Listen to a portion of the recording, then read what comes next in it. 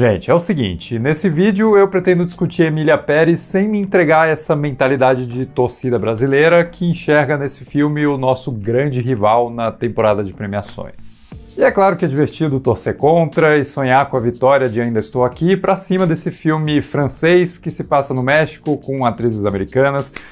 Eu tô nessa também, mas eu acho justo manter uma distância disso tudo e criticar o filme pelo que ele é, e não tanto por como ele se compara aos outros que estão disputando os mesmos prêmios que ele. Ainda assim, sobra bastante coisa pra gente se incomodar aqui, então vamos lá. Emília Pérez tem a cara de um filme da Netflix. Por mais versáteis que sejam as produções da Netflix, no sentido de elas apostarem em todo tipo de gênero possível, eu acho que existe uma certa fórmula em boa parte desse conteúdo. E eu uso a palavra conteúdo porque muitos deles soam mais como conteúdo do que filmes mesmo. E essa fórmula seria, para mim, definida por uma necessidade meio desesperada de prender a atenção do espectador com reviravoltas e momentos de excesso visual ou dramático acontecendo numa frequência calculada, que existe para que a pessoa que está ali assistindo esteja sempre sendo fisgada por alguma coisa. Ah, mas todo filme tenta fazer isso? Nem todo, mas muitos tentam mesmo, só que eu acho que os filmes Netflix procuram esse gancho como um fim por si só, não tanto como recursos orgânicos encaixados na narrativa. O objetivo é reter a atenção e até produzir momentos que possam ser compartilhados nas redes sociais, que possam se tornar memes ou viralizar por algum motivo, e o resultado é que o filme se torna uma coxa de retalho de ideias que nem sempre conversam naturalmente entre si. Emília Pérez me parece um exemplo bem nítido disso em várias frentes. A gente tem um diretor francês, o Jacques Audiard, que comanda as sequências cantadas do filme com uma energia de videoclipe de música pop,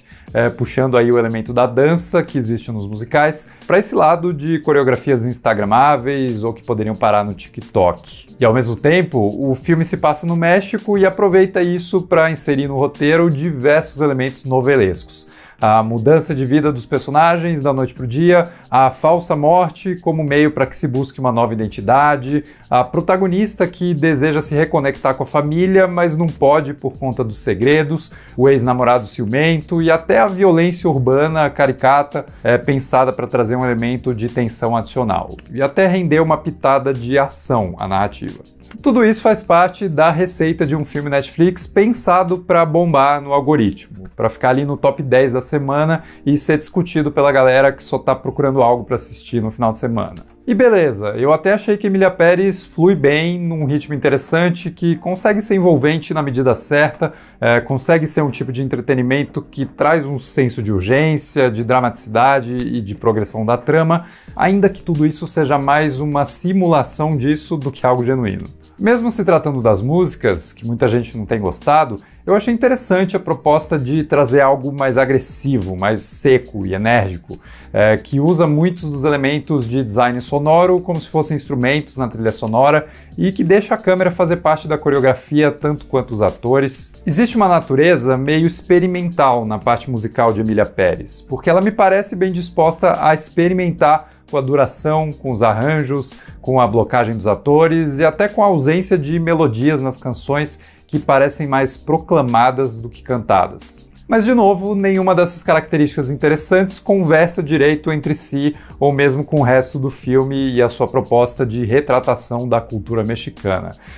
Eu realmente me incomodo com o quanto a linguagem narrativa de Emília Pérez me soa quase insuportavelmente francesa, mesmo que enfeitada para parecer mexicana. Eu tô ficando exaltado, deixa eu fazer uma pausa para me acalmar e daí eu aproveito para falar da Faculdade Méliès, que é uma referência no ensino de artes digitais na América Latina. Lá você pode estudar animação, design, jogos e efeitos visuais e usando o link que eu vou deixar aqui na descrição, você pode marcar uma consultoria de carreira gratuita com um profissional atuante do mercado para descobrir qual que seria o melhor caminho para você seguir. Eu mesmo estudei na Méliès e recomendo demais, então se você quiser saber mais, o link está aqui embaixo. Mas, voltando para o filme, a união desses dois elementos culturais, francês e mexicano, por si só não seria suficiente para a Netflix conseguir o que ela realmente deseja, que é finalmente vencer o prêmio principal no Oscar. E é daí que eu sinto que vem o terceiro elemento desconectado de Emília Pérez, a causa trans, que surge para emprestar uma aura de importância a esse filme,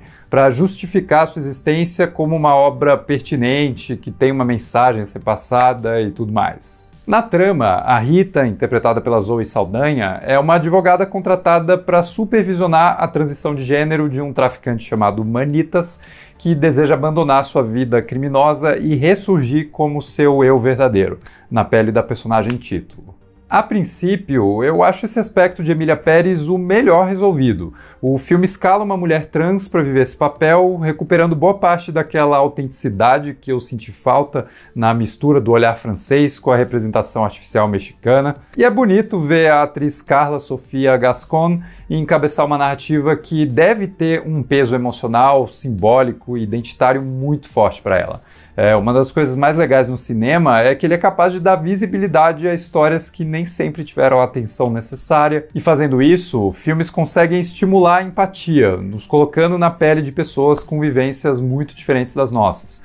nos aproximando enquanto seres humanos mesmo. É claro que existem muito mais coisas complexas ao redor disso, mas eu insisto em defender essa característica muito bonita da arte, e do cinema em particular. Assim, é a jornada da Emília que mais aproxima o filme de criar comigo uma conexão verdadeira, mesmo que ela exista dentro dessa estrutura mais formulaica que eu estou mencionando. E eu gosto inclusive que a própria transição de gênero da personagem aconteça bem rapidamente, porque não é esse processo doloroso de cirurgias e reconfiguração do corpo que importa mais para essa história. Diferente do filme A Garota Dinamarquesa, embora ali até exista um certo sentido para ênfase nos procedimentos, pensando na época em que se passa a trama. Mas aqui, o filme agiliza as coisas para que a Emília entre logo em cena e ela seja, de fato, a protagonista presente e desenvolvida na trama. Em teoria. Na verdade, ela divide bastante tempo de tela com a Rita, e eu concordo que a Zoe Saldanha tá bem no papel, mas eu também não vejo tanta razão para pirar em cima da atuação dela, ainda mais porque a sua personagem serve a um propósito bem funcional aqui. Toda vez que o filme precisa mover a história, a Rita volta para o centro do palco para se tornar essa faz-tudo não só da protagonista, mas do roteiro também. E por mais que eu goste das intenções ao redor da Emília e da interpretação autêntica da Carla nesse papel, de novo o filme vai lá e usa artifícios bem formulaicos e maniqueístas para inserir essa personagem numa trama que até gostaria de ser um estudo de personagem, mas que acaba sendo mesmo esse filme Netflix de consumo imediato, como eu tenho argumentado. A partir daqui, spoilers de Emília Pérez pra gente discutir esses detalhes. Se você ainda não viu, assiste lá e depois volta pra cá. Então, uma das coisas mais incômodas nessa personagem, pra mim, é a divisão simplista da sua moralidade, com ela sendo um traficante cruel que trouxe a morte a tantas pessoas quando ela era um homem, e depois virando uma mulher gente boa, generosa e pacífica, e interessada em ajudar a sua cidade e que deixa os seus empregados jogarem joguinho eletrônico no meio do expediente. Tudo bem que arcos de personagem existem justamente para que eles sejam transformados, mas essa mudança de índole da Emília acontece meio arbitrariamente,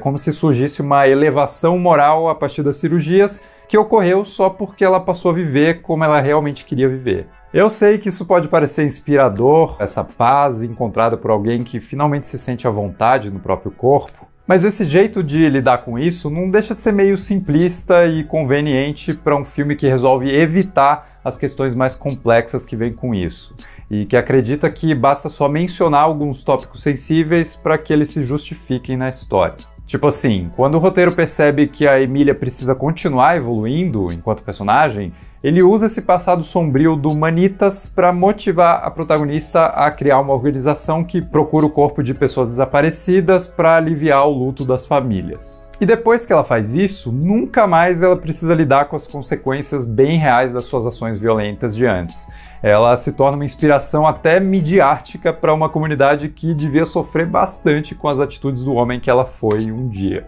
E o pior acontece mais pro final, quando o filme encontra o que fazer com a Jessie, a viúva do Manitas, interpretada pela Selena Gomez. Por sinal, outra atriz americana, junto com a Zoe. Através de mais um clichê, o do namorado violento, que também tem uma gangue própria, a Jessie vira uma espécie de antagonista que o roteiro utiliza para gerar um suspense final, junto com aquelas pitadas de cena de ação que eu mencionei antes. E o resultado disso tudo é a morte dessas duas mulheres, a Jessie e a Emília, num acidente de carro na estrada. Então, além de santificar a protagonista trans num movimento que parece bem intencionado, mas que cria uma idealização que nunca é muito saudável a longo prazo, Emília Pérez se encerra martirizando essa personagem, seguindo aquela tendência bem problemática de nunca permitir que pessoas assim tenham finais felizes no cinema. A escolha acaba sendo sempre pela tragédia, pela violência e pelo final que provavelmente ganha pontos de prestígio na categoria de drama nas premiações, mas que aprisiona personagens assim no mesmo ciclo de sofrimento, na mesma vida curta, nunca plenamente vivida. Esse é um movimento que me incomoda bastante porque ele parece fingir se importar com essas pessoas, mas só enquanto elas possam continuar sendo símbolos de uma luta, e não tanto seres humanos reais, imperfeitos e vulneráveis, mas merecedores de uma vida normal, uma vida feliz e uma vida duradoura. Por isso que eu digo, mesmo tirando da conversa a rivalidade divertida, estilo torcida de futebol nas premiações, o mesmo lance de a Netflix querer competir como filme internacional através de uma obra claramente hollywoodiana em espírito, o que já não é tão divertido assim. Mesmo sem isso, Emília Pérez ainda permanece altamente criticável, principalmente por ser um filme tão equivocado na sua construção, por conta dos estilos diferentes, que não combinam direito, principalmente porque existe uma incompatibilidade cultural entre os realizadores e aquilo que eles retratam. E também, infelizmente, pela temática trans, que permanece uma pauta totalmente válida de ser abordada, mas que me soa sincera aqui só quando o filme resolve dar espaço para sua protagonista existir meio fora dessa fórmula automática da Netflix, coisa que acontece cada vez menos ao longo da duração. Tirando esses momentos mais humanizados, mais orgânicos, a causa trans, para mim, vira esse revestimento que o filme precisava para se destacar nas premiações, o que provavelmente vai render resultados, pro bem ou pro mal. Por mais que eu não goste do termo Oscar bait, ele existe porque essa isca de prêmio funciona muitas vezes. Mas, de qualquer forma, mesmo que Emília Pérez traga o tão sonhado Oscar da Netflix, eu sinto que o filme vai ser menos lembrado futuramente, como acontece com tantos vencedores que não eram as obras mais genuinamente marcantes dos seus anos de lançamento. E se isso acontecer, pelo menos esses outros filmes melhores vão poder se levantar e dizer: tudo bem, eu não ganhei, mas as pessoas continuam falando sobre mim, o que significa que eu ainda estou aqui. Mas diz aí nos comentários o que você achou de Emília Pérez, vamos continuar essa discussão, e se gostou do vídeo, não esquece de deixar um like, se inscrever no canal, e a gente se vê no próximo vídeo.